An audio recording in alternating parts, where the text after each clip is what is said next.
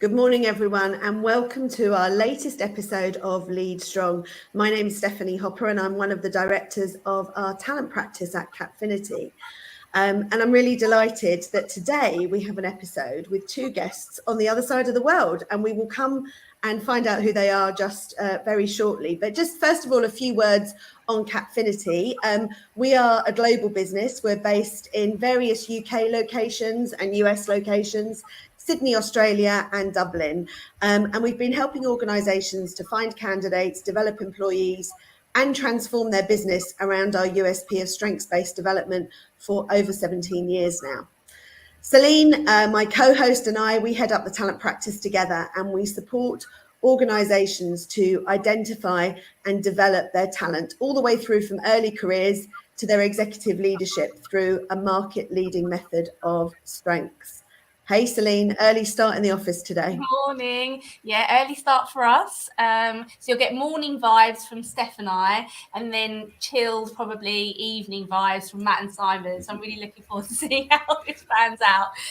But yeah, we're coffee fueled here in the London camp.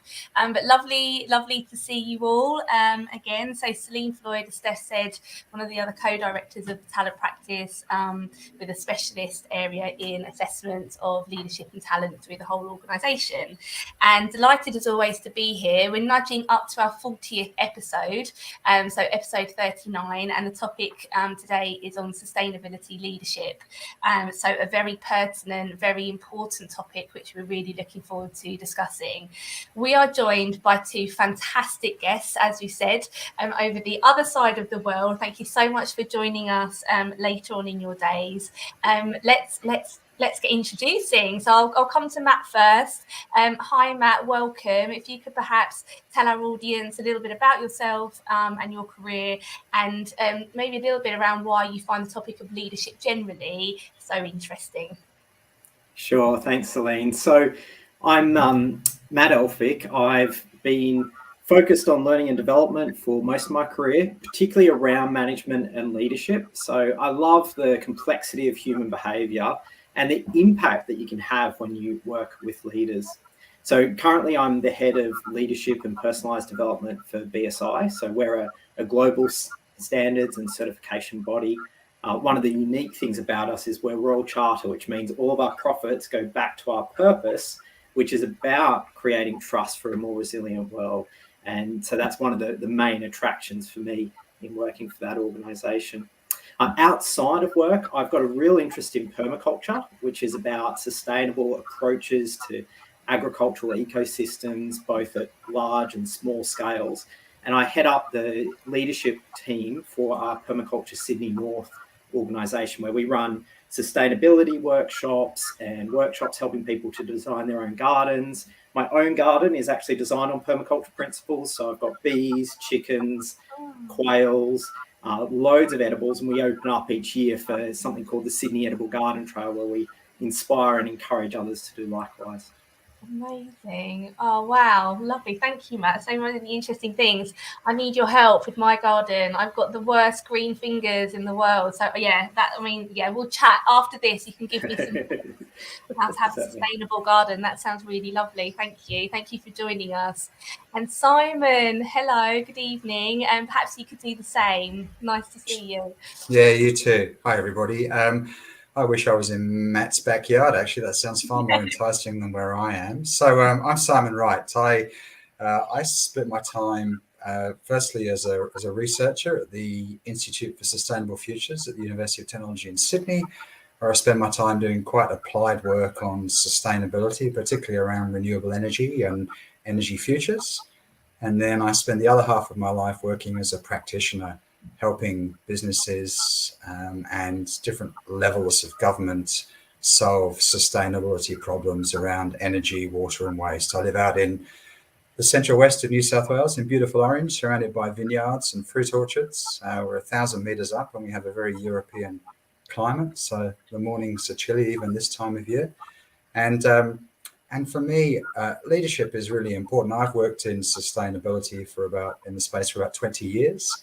And it's a really interesting space because I guess the reality has been mostly that our traditional leaders have failed to lead around sustainability, hence the scale of the challenges that we currently confront. So leadership has been central to anybody who works in sustainability. Initially, I worked for big corporations and really trying to get senior leaders to think about sustainability at a time when it was relatively unfashionable. And so it's very, very central to everything that we do in the sustainability space. And because it's all about innovation and taking risks, it's all new.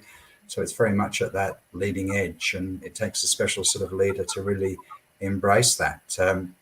And sorry, one thing I should say, I've just noticed I'm not a gym junkie. I've got my son's weights in the background, which looks like a real pose, but it's nothing to do with me. I just want to make that clear.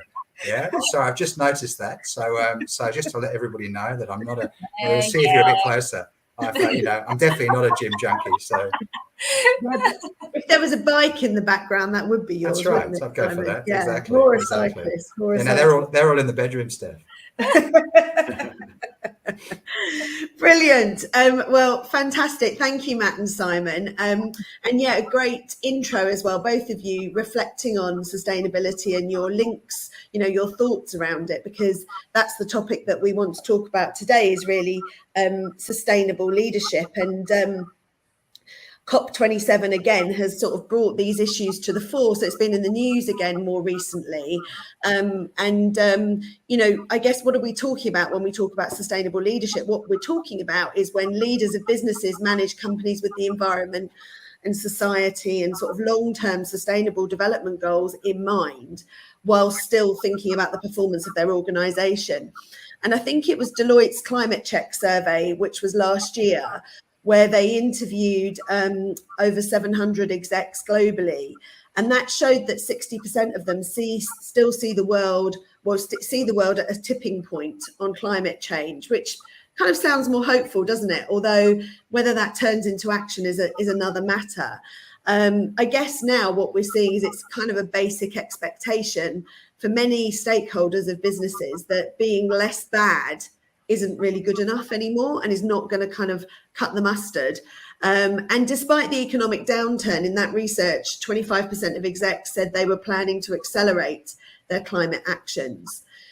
So I guess more organisations are putting more focus on sustainability, but they haven't really yet integrated that maybe into leadership development and thought about how they can help their leaders consider that in all their day-to-day. And that was something Matt and I actually kind of riffed on in advance of this episode. And I know it caused Matt to think about this. And Matt's interest in permaculture made him really think about, actually, how can we apply that to leaders within organisations? And I'm sure he'll talk about that when we get into today's topic. I think one thing that is obvious is there is a growing understanding of some specific capabilities that are required to lead change at the level of kind of whole systems. And I know that probably plays a bit, Simon, to your PhD, but to reconcile profitability and sustainability is going to take some kind of unique skill set. And there's still a kind of huge gap really in business in committing leaders to actually making these change and building the capacity in those individuals. So I guess it's really about, the sustainable culture we create as leaders across our areas of work. But, appreciating this is a new and growing field. So we're not going to have all the answers. Well, maybe we will, who knows, in the next 30 minutes. But I'd be really interested to come to each of you and hear, maybe starting with Simon, how have you tried to apply sustainable leadership in your approach and in supporting other leaders that you've worked with through the Institute or as an independent consultant? Yeah, thanks, Steph. Look, I think it's a real challenge for a few reasons. It's sort of very different to a typical business challenge. Most businesses operate in neat little silos. They sort of pretty much understand their business. They understand what their sort of core value proposition is. And hopefully they understand their market and how to satiate the needs of their customers. Sustainability is a bit different. It's first of all, it's complex. Secondly, it's very much about typically externalities to the organization, and so it's a lot of stuff that people don't know much about, and I think that's a real challenge. You suddenly start talking to to businesses about environmental matters or supply chain matters or corruption or all of these sorts of things, and so it's a lot of things that businesses don't know a lot about, and particularly if businesses have quite complex supply chains. A lot of modern Western businesses are very reliant upon supply chains that are a long way away. And so they haven't really got their heads around, well, it's tough enough to manage my own business, but how do I manage a supply chain that's based typically in East or Southeast Asia? So I think there's a lot of complexity around that. And historically, leadership, if you look at the sort of early leadership styles and literature, it's been the old-fashioned macho. I don't want to be too contentious here. I was going to use an adjective Trump-esque, but I'll just park that to one side. But the old-fashioned macho, middle-aged to old white bloke, leading from the front and going, great, this is it. But sustainability isn't that. Sustainability, you need to think about getting help. You need to partner. You need collaboration. I need that in my research. I need that in my consultancy. You need to work with people who understand about all of these other things, whether it be carbon and climate. So trying to assess how much pollution your business or your supply chain emits, whether it be issues around product sourcing and making sure that you're sourcing products sustainably.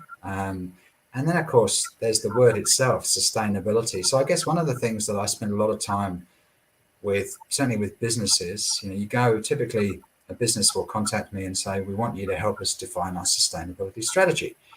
And I go, well, forget that, right? You guys have got to do this. Otherwise, there's no skin in the game. You don't get it. Well, okay, well then tell us what sustainability means. And again, I do the perfect, consultancy pitch and say, well, sorry guys, but you need to tell me what sustainability means. And herein lies the problem, right? Is that sustainability is really specific to each organization, and it's all about materiality. It's about the things that are most relevant to your organization, and importantly, most relevant to your stakeholders, because ultimately it's your stakeholders are going to hold you to account.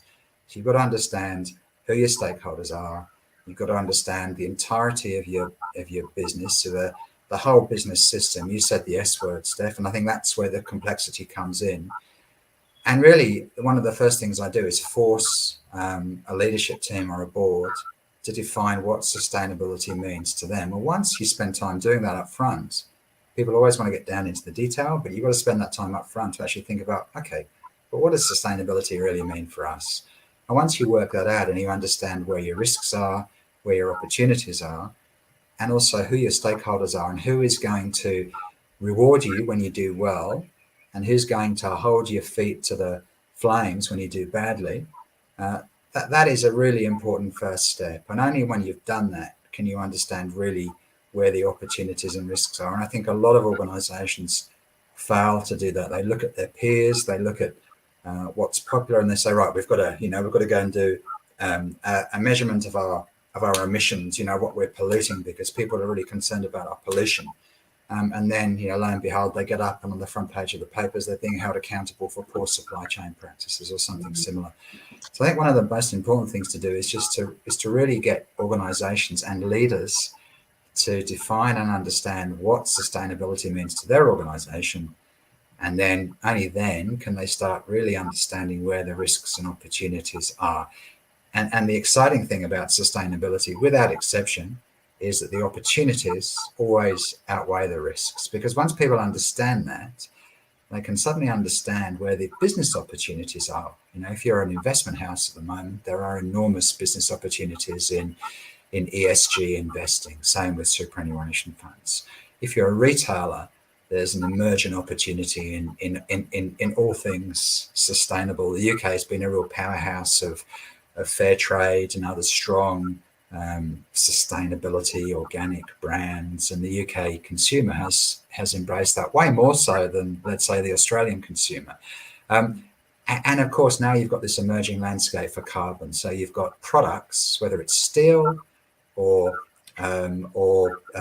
concrete, or something much more tangible and esoteric. But these markets for these products are emerging because we know that in the European Union, for example, after 2025, intensive products made with high degrees of carbon intensity are going to be taxed. So you can either see that as a barrier, or you can embrace it and see it as an opportunity to say, well, how good is this?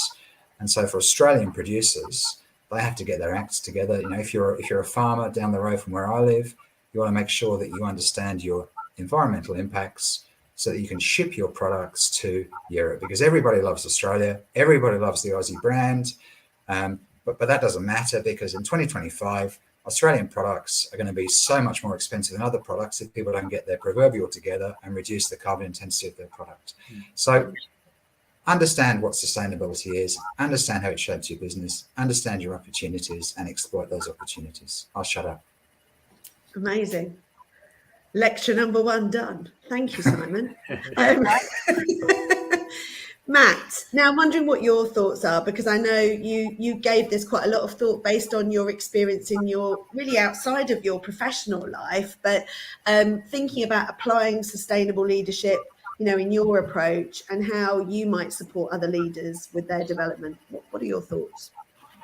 Yeah, certainly. And just to pick up on a few things that Simon said, I thought actually really, really insightful comments there, particularly around the need to be able to define it for ourselves, be really clear on what we're talking about. I think it can be very easy for people just to jump on a bandwagon or react to what consumers or stakeholders are demanding without putting enough thought into it. And from a leadership development perspective, we often talk about the importance of values and how values drive our behaviour. And I think that's been something really insightful for me from permaculture, that, you know, we have at the core 3 ethics of people care, earth care, and fair share. And I think trying to bring back what I'm trying to do to some of the core values that I'm working off is really important to stop us just doing the greenwashing. And very easy to jump on something that looks good, that we think is going to sell more or please a stakeholder, but it's not coming from a genuine place. And I think that creates a big risk for us. The other thing that has been really helpful for me, I've recently been looking through Carol Sanford's work. She does a lot of work around regenerative approaches. And she's got these 4 paradigms, which I think are a really helpful reflection point for leaders in thinking about, actually, what am I doing from a leadership perspective? What's driving me? And how am I bringing that in? And somewhat back to Simon's comments around leadership that isn't this macho just driving for results, but really a considered approach. So her first paradigm talks about extract value. And all of us love to be able to say that we're getting value from the efforts we're putting in, that I had a good productive day's work and I can see the output of it, that in my backyard, that time spent there, I'm actually getting something fruitful out of it. The problem is when we're just fully focused on that. And that's where some of our worst environmental practices have just been purely focused on getting the most out of something without looking at the long-term impacts. Same as within the workplace, when I'm just focused on productivity of my people and not thinking about them more broadly, and how am I supporting them, how am I keeping them engaged long-term, supporting them beyond just the workplace. So I think we need to look at more than just how do I get the most value from things. Her second paradigm somewhat addresses that, and it's called arrest disorder, to arrest disorder, to stop the things that are causing us problems. And we can do that through legislation. We can do that through advocacy and even protesting. And we can do it both in our own lives, looking at how do I reduce my carbon footprint or my use of single-use plastics, or at an organisation and society level, looking at how we can stop bad practices. But stopping things alone is never going to get us to the solution. And so we need to go beyond that. It's great, many organisations looking to try and get to net zero, but that's not going to solve the problem. We need to get beyond that and look at, well, what can we do proactively that's going to address the climate problem? And so that's where the third paradigm of do good comes in. And, you know, it's been great to see during the pandemic, despite how devastating and divisive it's been, it has turned a lot of people back to thinking, actually, what's really important here? We saw a huge uptake of people wanting to get involved in permaculture during the pandemic, people that had stopped and thought, actually, how am I making sure that the things I'm doing are contributing to a better world in the future? We've also seen organisations shift their attention and spend more time looking at well-being, looking at how they can support their employees. And so I think it's been really good to get people's attention on that. What are we doing that's actually of benefit, not just returning investment? The danger there, however, and I say this as somebody that I think I spend a lot of my time trying to help people and motivated by doing what I can to support them and doing good in the world. But if that's just defined on my definition of good, there's a real risk that I do things that is not helping other people, that I think is the solution. But and again, to bring it back to Simon, you need to do it in consultation. It can't just be, this is what we need to do, and now I'm going to direct and tell everybody the solutions that they need to impose on everybody else. And that's where that final paradigm of regenerate life comes from. And that's looking at, well, what's already in those systems that's of value that we can tap into, that we can use to get even more sustainable practices going forward. What I love about that is it links very closely to the coaching approach, which is something else that I'm very interested in and do a lot of with leadership development, which shifts you away from that, I'm just going to tell people the solution here, I'm going to drive for that, and to stop and really inquire and find out, what are some of the abilities and wisdom within the people I'm working with that I can tap into, and how can I support them to make better use of that? So those paradigms, I think, are really helpful reflection points for any leader, just to think about what's driving my behaviour and how might an overuse of one of those paradigms be preventing me from actually getting the longer term sustainability results that we need. Matt, I just picking up on one point there, I really like, and it was a really great point you made about authenticity. I think a lot of organisations, and we've seen this a lot here in Australia, where you really have to be authentic and genuine. Otherwise, you will get found out. I think I think that's the same in our personal lives as well, right? So, if you look at the big banks in Australia that are all stellar performers in the Dow Jones Sustainability Index and all of the other indices around the world, and yet all of them are still funding fossil fuels, all four of them. And so there's a real disconnect in terms of people thinking, well, okay, great, you're Australia's most sustainable bank, but you're still part of the problem rather than part of the solution. And so I think, again, values-driven organisations, we talk about it a lot, but here's a really good example where, if you don't go from your values and really, really are authentic about what you're doing, then stakeholders will challenge you and will find you out. It's really important to be driven by, define what your values are, understand what your values are, and go with them, because otherwise, you will be found out. So interesting. I feel like we've learned so much already, Steph, in the last 20 minutes. Just very quickly, just interested in your thoughts on diversity specifically, because you've both referenced this more modern view of leadership, which is more inclusive, more open-minded. Perhaps, Matt, in the first instance, what role do you think diversity plays, and where have you seen appreciating diversity help with sustainability? Yeah, diversity is crucial, as is inclusion, which I think goes hand in hand with it. Yeah. One of the principles we actually use in permaculture is build diverse and resilient communities, and they go hand in hand. So if you were to take a walk through my backyard, you wouldn't find neat rows of lettuce and cabbage, and it's all intermingled, just as you'd find in nature. Okay. And the reason for that is resilience. So if a pest comes in and I've got a nice neat row of just lettuce, it will have a feast and just spread across it, destroy it.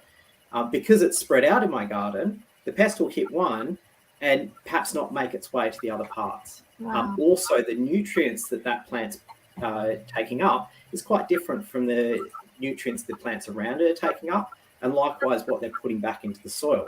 So it means I've got less that I need to bring in terms of pest control, less I need to bring in terms of fertilizers, because of that diverse ecosystem that I've set up.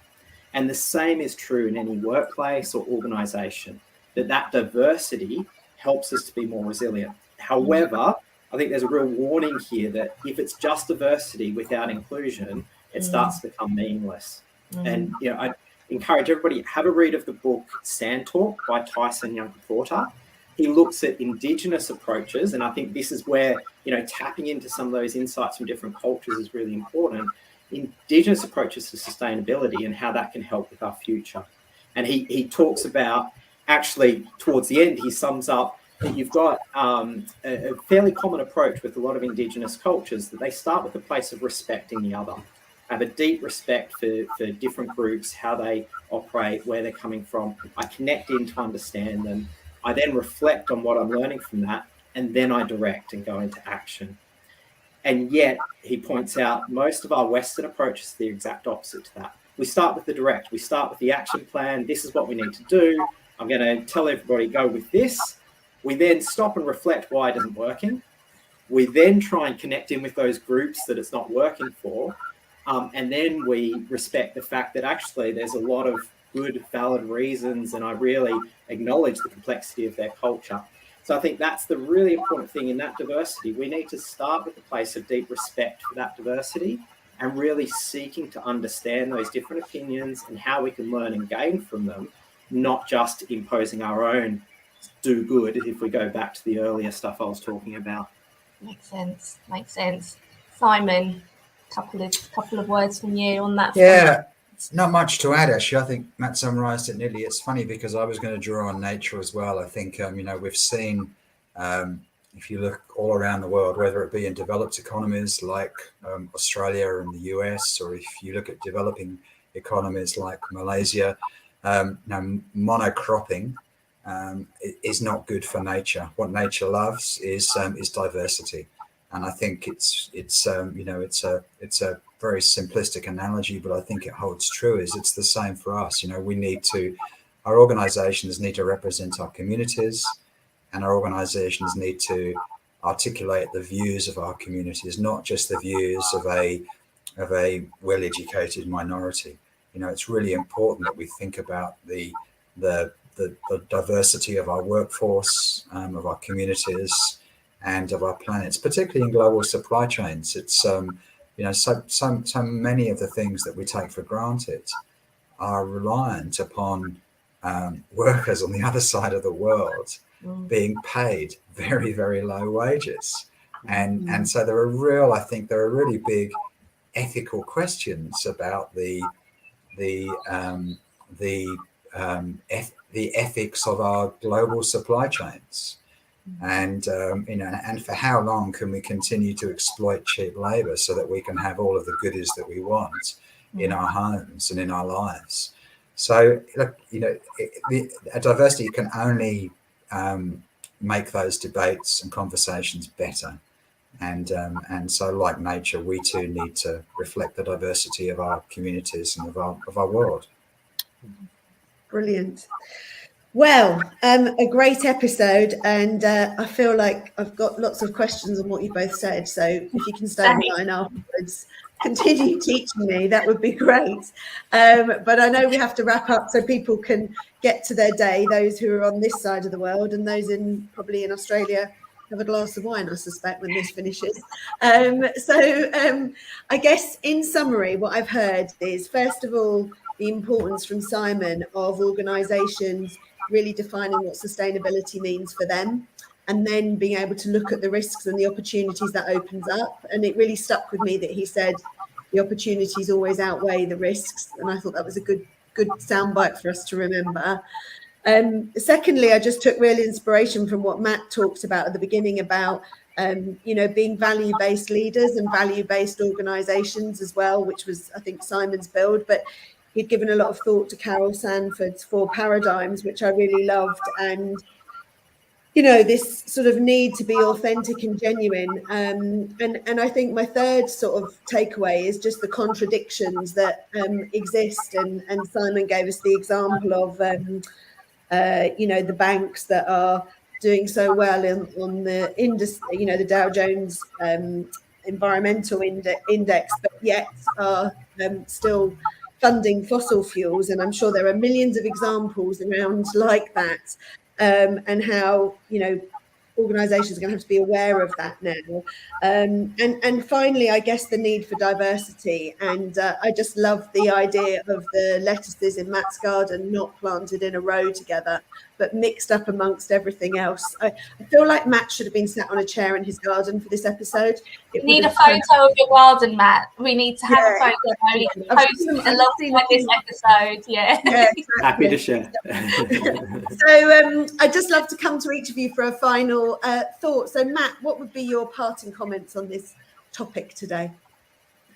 Yeah, I think it's just so important for us to begin with that bigger picture, trying to look at what is the wider ecosystem that I'm working within in terms of other organisations, in terms of the wider context of society and where we're heading, and to really understand what legacy we're trying to leave there and how can I begin to sow some of the seeds for that. It can be very easy to get caught up in that complexity. So I think it's starting there, but coming down to, well, what's one simple thing I can start to do today that moves us towards that direction, that sows the seeds for that.